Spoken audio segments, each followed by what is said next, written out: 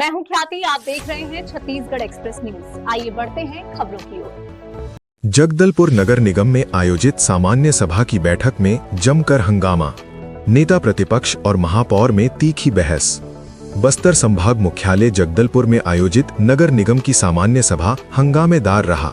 बुधवार को जगदलपुर नगर पालिक निगम में सामान्य सभा की बैठक आयोजित की गई। इस बैठक में पार्किंग और दुकान आवंटन के मुद्दे पर टिप्पणी को लेकर नेता प्रतिपक्ष और सत्ता पक्ष के बीच जमकर बवाल हुआ। नेता प्रतिपक्ष राजेश चौधरी ने महापौर संजय पांडे पर जानकारी न देने का आरोप लगाते हुए चढ़ाई कर दी और इस दौरान बीच बचाव करने आए पक्ष विपक्ष के नेताओं के बीच जमकर हंगामा हुआ। कांग्रेस से नेता प्रतिपक्ष राजेश चौधरी और महापौर संजय पांडे के बीच पार्किंग के मुद्दे पर भी बेहद तीखी बहस हुई। नेता प्रतिपक्ष ने एक समाज को भूमि आवंटन पर आपत्ति जताते हुए भ्रष्टाचार का आरोप लगाया। वहीं आरोप से नाराज महापौर संजय पांडे ने इस पर तीखी प्रतिक्रिया देते हुए कहा कि आवंटित जमीन नगर निगम की है ही नहीं। मैंने प्रथम सम्मेलन में एक प्रश्न लगाया था। प्रश्न ये दलपत सागर को लेकर था। पहला प्रश्न था मेरा कि एनजीटी के आदेश जो एफटीएल के लिए दिशा निर्देश दिया है, उसकी आदेश की कॉपी मैंने मांगा था। दूसरा प्रश्न था मेरा दलपत सागर को लेकर ही सफाई, संरक्षण, संवर्धन और मछुआरों के हित में क्या कार्य योजना बनाई गई है, यह प्रश्न मैंने पूछा था। किंतु आज साल भर होने के बावजूद भी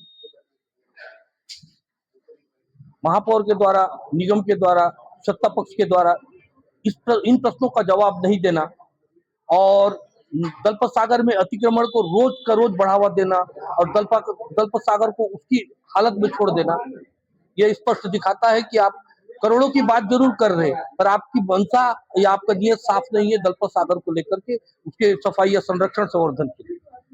मैं इस सदन का सदस्य होने के साथ साथ एक छात्र भी। जैसे हमारे पूर्व कलेक्टर अमित कटारिया जी ने धर्मपुरा इलाके को एजुकेशन हब बनाया था, आज वो एजुकेशन हब अंधेरे की भेंट चढ़ चुका है।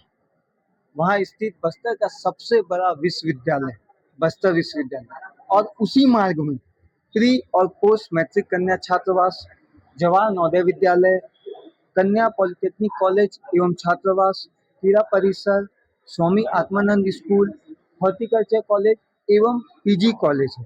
पर वहाँ रोड पे लगी स्ट्रीट लाइटें सिर्फ दिखावे तक सीमित है। कई महीनों से वो बंद है। यहाँ रहने वाली छात्राएं रोज डर के साए में जीने को मजबूर है। कई बार छेड़खानी जैसी शिकायत सामने आ चुकी है, लेकिन उसके बाद भी वहाँ पर कोई कार्रवाई अभी तक नहीं की गई है।